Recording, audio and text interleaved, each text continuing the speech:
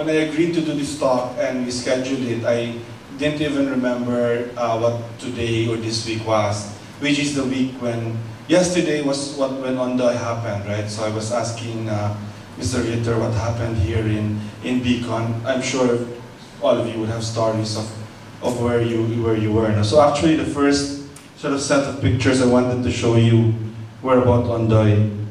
So I show this picture, and I mean the title of the talk that I proposed was why you should not be afraid of climate change, and because the focus at the end of this is what we can actually do at the personal level, at the Philippine level, at the global level, and what are the options before us. But I think it's also important to understand that this is serious stuff. I mean, we're talking about something like Ondoy. If you've been listening to the government people in the last 2 days, they're all bravado saying it'll never happen again. Don't believe them, because if exactly the same rain fell today, you know, exactly the same thing happened as last year would have happened, there'll be a lot more boats out in the street because people have bought boats. Local governments have bought boats, you know. But you're talking about an extra 10 boats rather than 50 or 100 boats that would be needed if you have to save, you know, keep people safe. But so it's really not a bravado. It pisses me off a bit because it's not the fault of this government, of Aquino or his people, why we are like this. I mean, it's a collective responsibility. First, in terms just of preparing for it to happen again, we took some time to pass a new law which effectively changed the way we are supposed to look at disasters, which is to reduce disasters, rather the risk of disasters, the risk of damage that disasters bring, from what we used to do, which was simply to respond to disasters. And it took Congress 9 months to pass that law, and then it took the former president 2 months to sign that law, and then the new government takes 3 months to, you know. So finally they have actually everything done, but right in the middle of the rainy and the typhoon season, which is about to end, thank God. I mean, in the next 2 months, but you still have weather events that are major. So we're lucky because exactly the same rain fell this year as it fell last year, as I will show you now. We would have exactly the same thing. The other reason, of course, and in that sense, you always see climate change not just an abstract thing, but in relation to things that are happening on the ground, is that the Philippines, or including Metro Manila, is a city that we built on water. We forget that now because we don't see a lot of waterways around us. I mean, we try to ignore the Pasig River when we pass it because it's dirty. We don't like to go to Manila Bay, particularly, you know, from an aesthetic point of view. But if you look at all the names of almost all the names of the cities in Metro Manila are named after the fact that it's beside a river or beside a sea. It's all, you know, and if you all look at the literature in the Philippines, Philippine literature, and particularly regional literature in the 19th century, it's all about Laguna Bay, Manila Bay, and Pasig River, and all the different tributaries. But we built over all of this and did not manage it as essentially a city built on water. Of course, the whole Philippines is a country built on water, and you just travel around. But we just don't have that experience, and that we haven't made it a priority to manage that. So that, together with climate change, poses very serious challenges for a country like the Philippines. The flip side, of course, of climate change in the way that we experience in the Philippines is more dryness, more droughts, heat. I mean, already we are in the Philippines experiencing temperature of 38, 39, 37, 38, 39. In terms of all the different models that predict what will happen in the Philippines in 20 to 30 years' time, you're talking about 43, 44, 45, 46 degrees. Now, of course, India is experiencing that a lot already. Sometimes you go to New Delhi and you can actually get 50 degrees Celsius as the temperature. And you can just imagine what that would mean for public health, what that would mean for electricity, what that would mean for just the productivity of people, what that would mean particularly for agriculture. So why should we not be afraid of this? Well, because we actually have time. Although time here is relative. I mean, Lisa was just reminding me that when we were students in Yale, I was in the law school, she was in the forestry school, but I did my master's and doctorate on environmental law. Through all of this time that I was studying, our professors were telling us how urgent this was. I mean, dealing with climate change was so urgent. We have to act now, we have to act now. And 20 years later, our actions are way so few and less than what's expected of us, that we've really lost the chance that we could have to avert some of the big impacts of climate change. If we acted in 1990, when I actually started studying climate change in 1990, that's my doctoral dissertation in Yale, which I finished in 1995. If we acted then and changed the way the world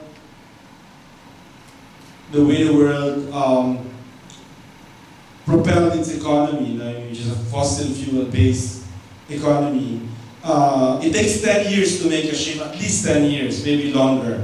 So you have to say, for example, in 1990, we should have said, okay, by 2000, we have to make this change. Okay? And there was an attempt to do that.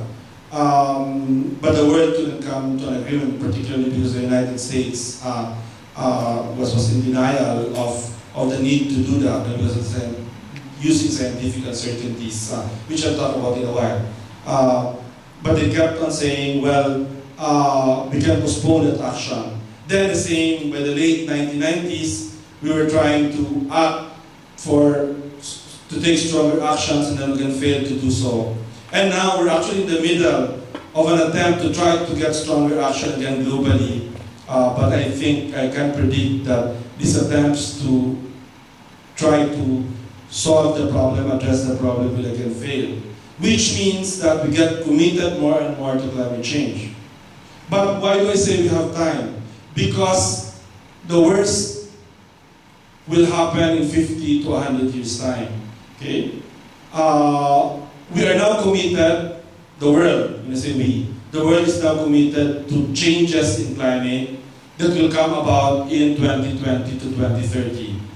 Already we're experiencing some of that, but what you've seen, like Ondoy, Pepeng, the different things that we see all around the world. This year, Pakistan, the floods in Pakistan, a couple of years ago, Katrina in the United States. All of these are sort of just harbingers. I mean, right? I mean, they're just events that could happen, likely to happen more frequently in the next 10 to 20 years. Don't ever believe now that Ondoy and Pepeng was a 1 in a 50-year flood. One would have said that 20 years ago. But Ondoy is likely to happen sometime again in the next 10 years, which actually means it can happen anytime, because when the timeline is that short already. But the worst is still actually in the second half of the 21st century.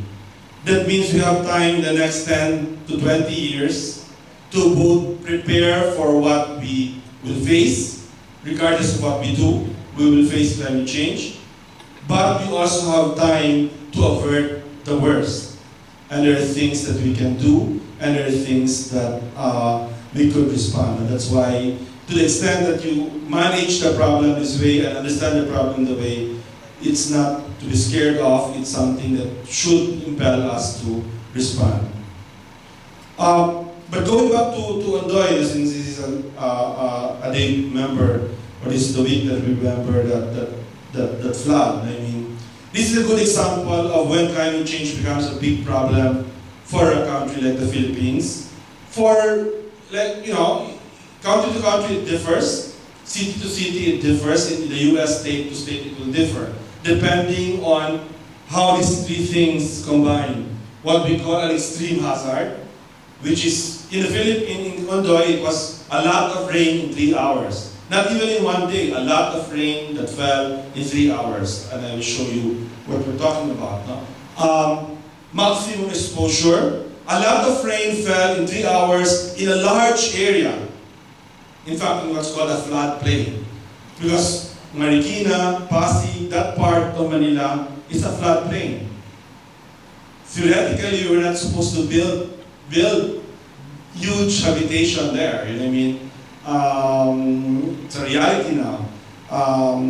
So we were exposed to, but the rain fell in such a large area of that there was maximum exposure, and of course high vulnerability, a lot of poverty, a lot of misuse of, a lot of bad planning, bad land use people planning, making us more vulnerable, I mean, for flood. So all these three things combine to create an event like on the. But just to see you, what many have said, I'm sure you've heard about this, that the rain that fell that day in Metro Manila, as was measured in Manila Observatory by my colleagues, was higher than the monthly normal rain in the port area. Why? Well, because we don't have a monthly normal rain in Manila Observatory, so it's two different sets of measurements, but they're pretty equivalent. But that's what has been said, that the rain that fell, already September is a rainy month, but that day, the rain that fell was more than the whole month of rain. Where's that? That's another one. And most of that rain fell between 9 a.m. to 3 p.m. Okay? With the height being from 11 to 1 p.m. The question now is this climate change? And for that, I will show you a DVD for 15 minutes.